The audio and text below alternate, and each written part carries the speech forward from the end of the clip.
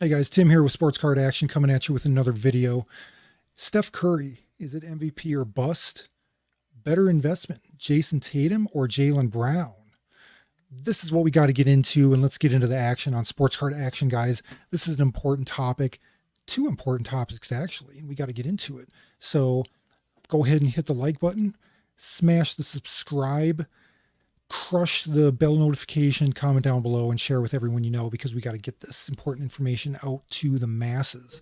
All right, let's get directly into the topic at hand, you guys. Steph Curry, is it a good investment right now to buy his rookie cards, to buy his parallels, to buy his autos, to buy his numbered, his base, anything that's in a PSA case that says 10 on it?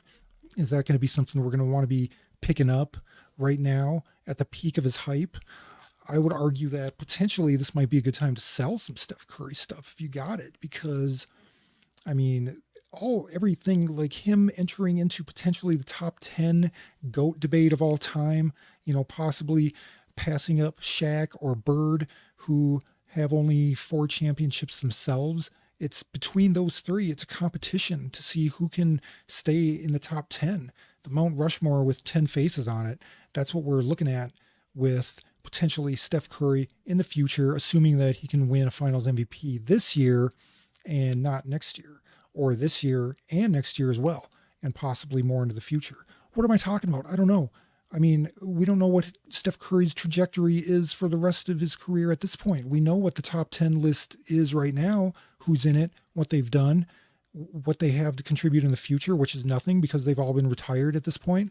So we got to take Steph Curry into account when we're talking about long-term investments. And that's basically what he would be at this point because his values are at peak as we talk right now.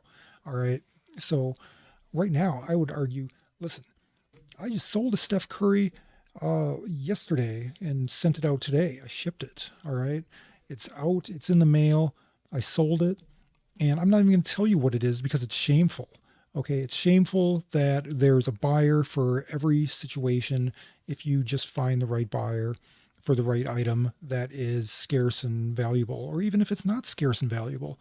What I sold, it's it's a base hoops paper non-rookie card of Steph Curry, and just because it's in a PSA 10, someone bought it for $47, and most of those that are out there in the wild haven't even been sent in because people don't usually send in base paper, rookies. I mean, maybe they do sometime. I'm sure. Well, they do. Okay, I won't say they don't, but they don't always because we all know base isn't like the greatest thing, and it's kind of a risk, especially if you don't get a 10. And even if you do get a 10, you're probably barely making your money back, especially when PSA grading fees are minimum $30 right now, which is good. But we're talking about base paper, and it's not even a rookie. It was like a fourth year card of NBA hoops, and I sell it for $47. I only paid $12, a year and a half ago when I sent it in to have the card graded. And it was just sitting in my collection from when I broke a box of NBA hoops with my kid, 4 years ago. And okay, it had good centering, it had sharp corners, clean edges, surface looked good. If you clean it up and dust it and look at it under a light and make sure that it's good, you're going to have a lot better chance at achieving PSA 10s when you send them in for grading. And that's what happened. And that's why I was able to make a little bit of money off it. And plus, I sold it to peak hype. I mean, this is not a $47 card. It's probably more like a $25, $30 card, even at today's PSA prices. But a lot of these slabs, especially if the price of grading goes down, the price of all these slabs are going to go down too, because you can't just look at a card, anything in a 10 and be like, well, the grading fee itself is $30, so it must be worth at least that. I mean, they already sent it in and got a 10 on it. Well, that card might be a 50-cent card or a $1 card before grading. And it's like, okay, yeah, you're paying a lot for grading, but not in the past and potentially not in the future. So listen, here's all that to say, if you want to pick up some Curry cards, you're probably almost better off waiting till after the finals are over. And if you really want to invest in Curry, I mean, he's always been expensive because he's been a fan favorite for a long time. So, you know, read the market, but sports cards are, especially modern stuff, especially stuff that isn't super rare, is a lot of it's going down a little bit right now. A lot of it is continuing on a downtrend for at least a little while. So that's why I would not be making any big investments. I mean, if you just want to be a retail buyer and spend money and you want to pick up something that you like, then that's perfectly fine. I mean, no one has anything against you for that. I mean, that's what helps grow the hobby is people need to come in and spend some money on players they like. Okay. And I mean, this card that I sold, it was beautiful. I can't get my screen to pull up without my screen software glitching, or I would show it to you. But I keep my cases, my PSA case is totally scratch free. Okay. I pack them out and ship on time next day. And, you know, it's a brand new slab, blah, blah, blah, all that, which, you know, I think is important. But so I don't think the dude who bought it got a bad deal at all. You know, it's a beautiful card. It's Steph Curry and it's a PSA 10. And if that's what you want to buy, then there's nothing wrong with that. So, but I think you can still search for deals. I would look for numbered stuff. I would look for raw stuff because there's still a lot of raw stuff on the market just because the PSA grading prices have been high for a long time. So people have been a lot more reluctant to send in a lot of their lower cost things, especially if they're not 100% sure that's going to get a PSA 10, or even like, you know, 80% sure, whatever you want to say. So you can pick up a lot of raw stuff, but definitely go for numbered. I would say go for short print, you know, rookie stuff, you know, junk like that. You can get some deals, but you know, make sure you know what you're getting into. Make sure you kind of do your research. Other than that, the other question we wanted to ask: what's a better investment right now, Jaylen Brown or Jason Tatum? Which J is better? What you got to look at is our long-term stats. Jason Tatum has better career stats, and he has better single-season stats. Okay, Jason Tatum scored 24 points a game this year, I believe. Again, my screen I can't even pull up right now, and as opposed to Jaylen Brown, 22 a game.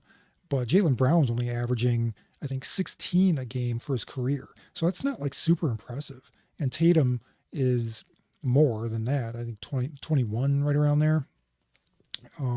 Tatum, you know, grabs a few more boards and assists too as well. So I would say, you know, Tatum overall, I think is a little bit more talented overall. But again, you would be buying into the highest hype that you could right now, especially if it goes to game 7. If Boston wins tomorrow, then there's going to be a lot of frantic buying of Jason Tatum and Jaylen Brown stuff.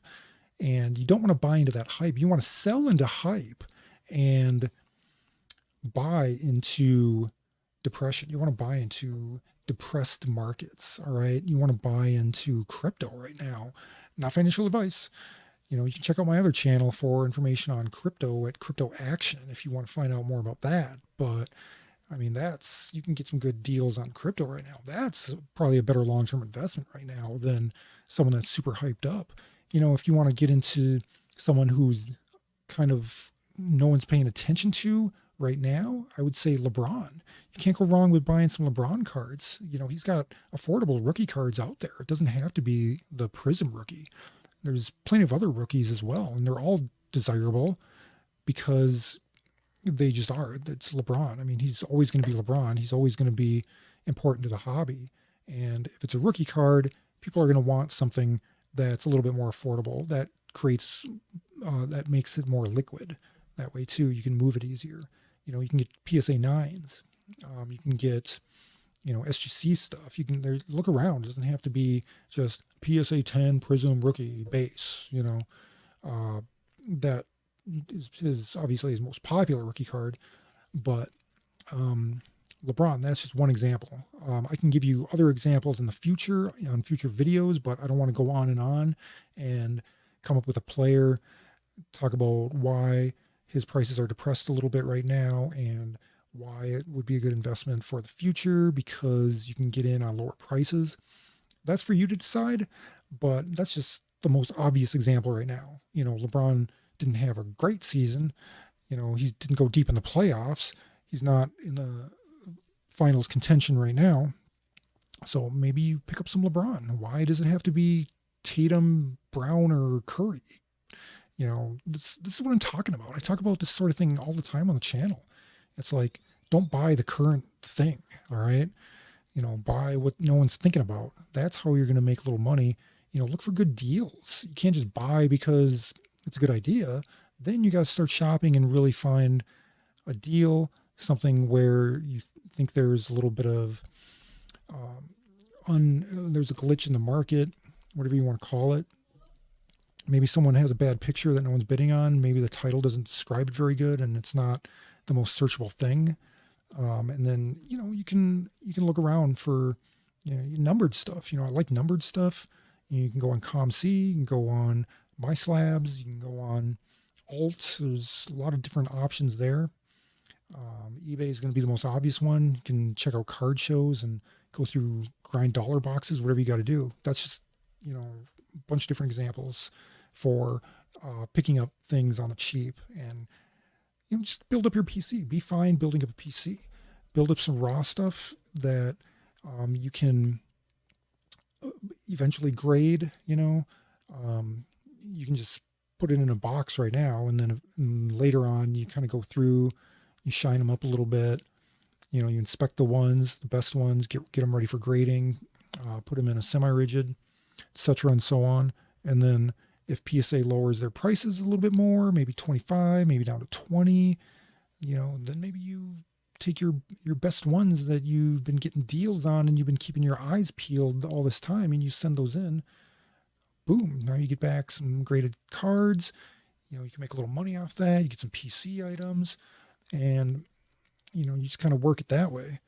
But that's it for today, guys. Thanks for watching, and I will see you in the next video.